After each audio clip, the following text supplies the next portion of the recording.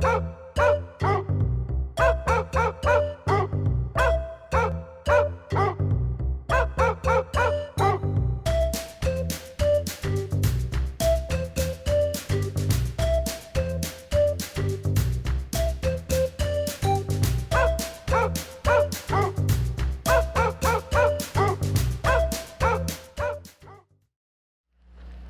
and welcome to today's segment of Pause for Pause. I'm your host, Karen Ward, and today we're down at the Enfield Animal Shelter on Parsons Road to talk to our animal control officer, David Yoho, about what goes on at the animal shelter.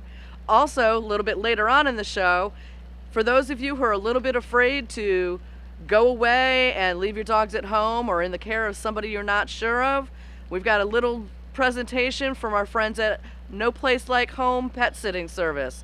So we'll see that a little bit later on in the show. But for now, we'd like to speak to Officer David Yoho.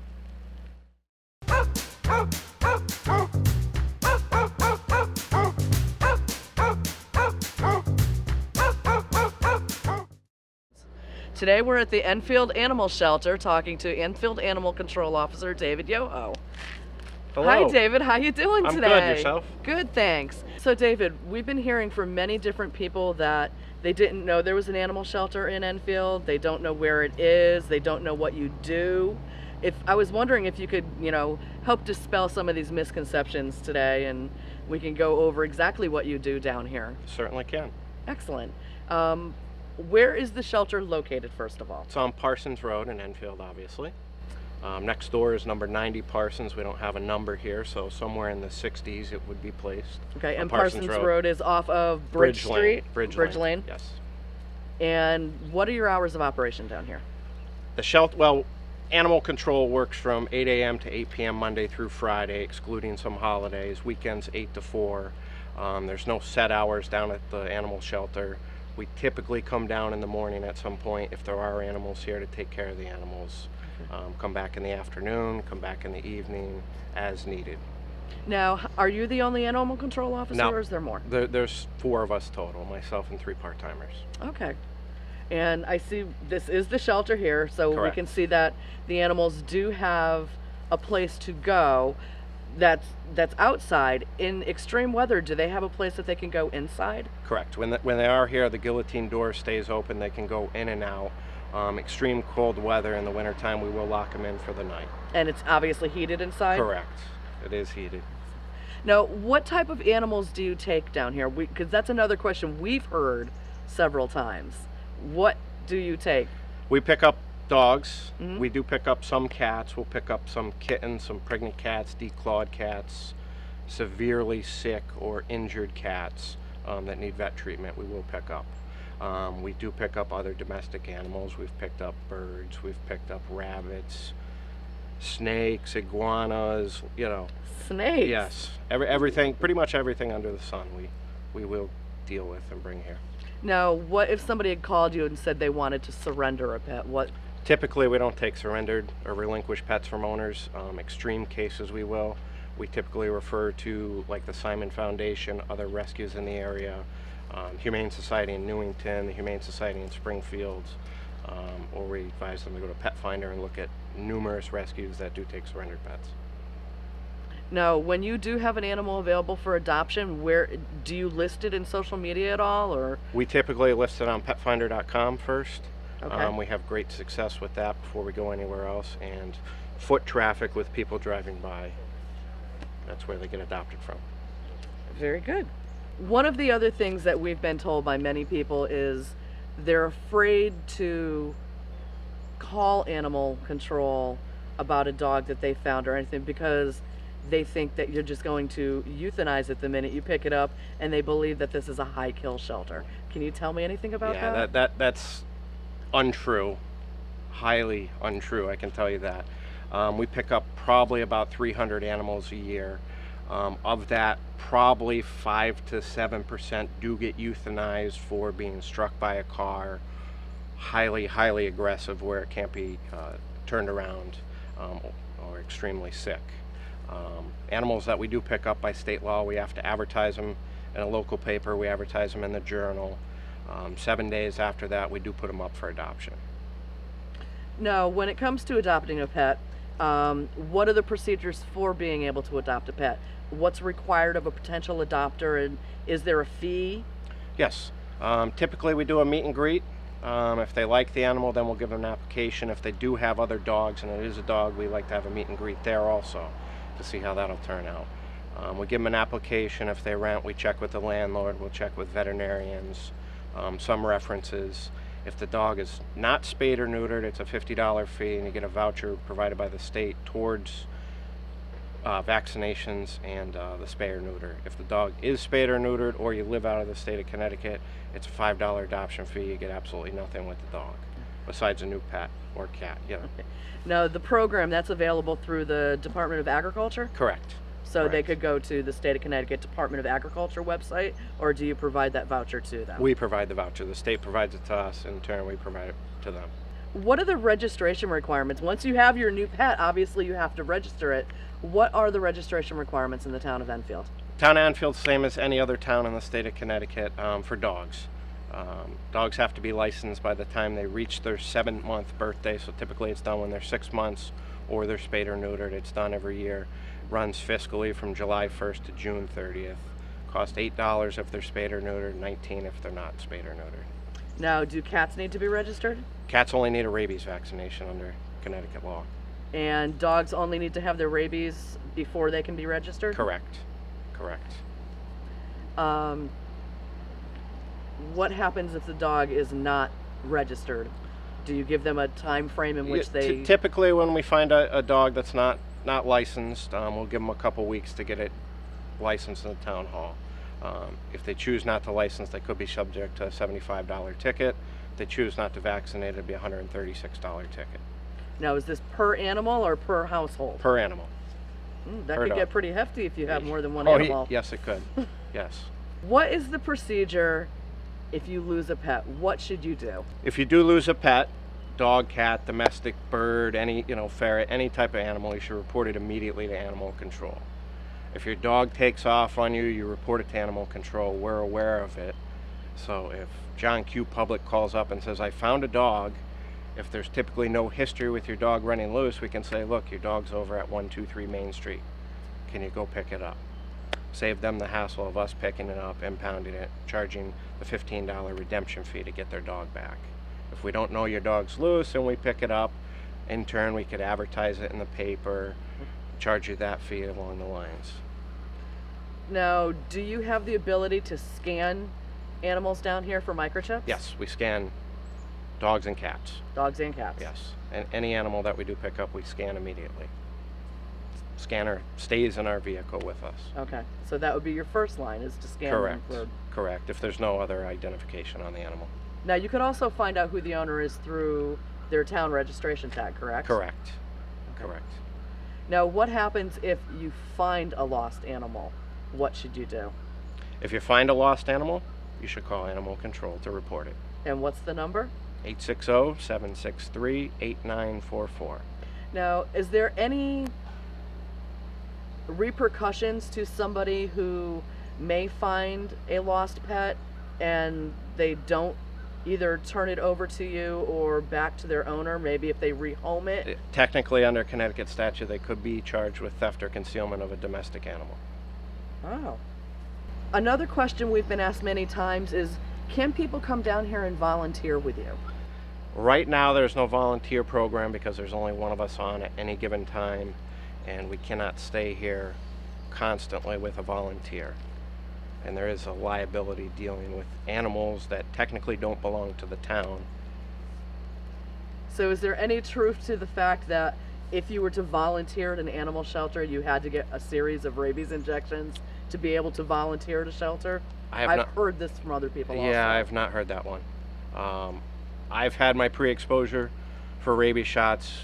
The part-timers, most of them have, because we do deal with wildlife that's potentially rabid or is rabid, and the chance that we were bit by an animal. We wouldn't have to go through the whole series. So I hear that's pretty painful. that's what I've heard. That's what I've heard. The pre-exposures aren't painful. They're just like a flu shot in the shoulder. Very good. Can people donate to the animal shelter? And if they can, what type of donations do you take, and where can donations be dropped off?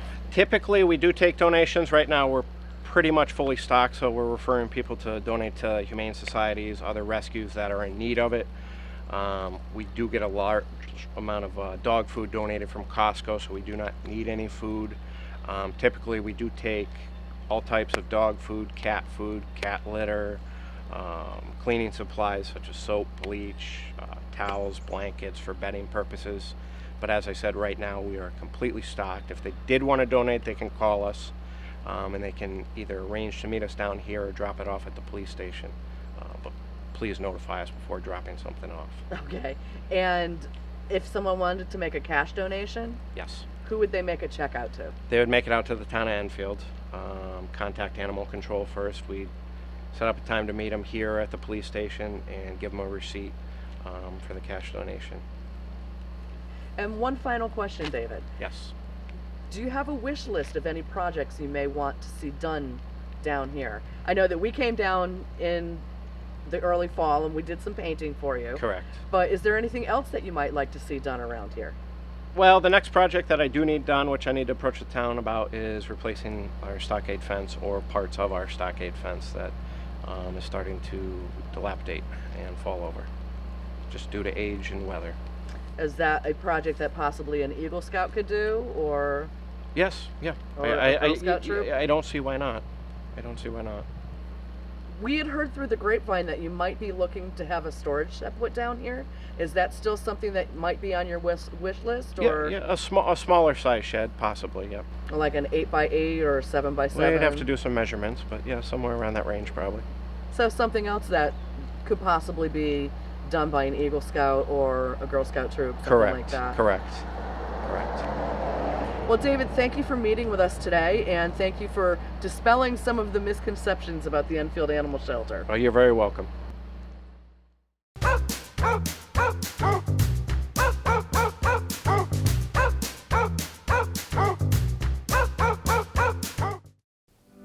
Hello everyone, I'm Renee Lapointe, the owner of a unique pet sitting service called No Place Like Home.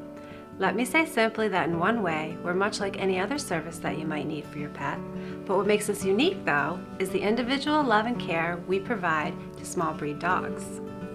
For example, you might choose to drop your dog off at my home and we'll provide for them as long as you need. We'll care for and love your pets just as you would. As dog owners ourselves, we know how important their happiness is, and we also know that your peace of mind is very important too.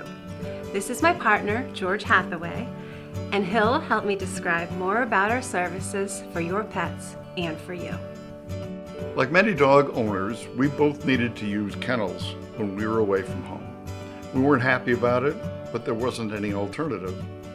Today we offer what we call the kennel alternative. When we welcome your small breed dog into Renee's home, it's just like home to them. It's comfortable, it's welcoming, it's safe. There's a secure fenced-in backyard for playtime, and when the day is done, they can sleep in their own bed or in Renee's. It's your choice. It's a fun place to be, with lots of toys, and they gain the companionship of Renee's poodles, Charlie and Dexter.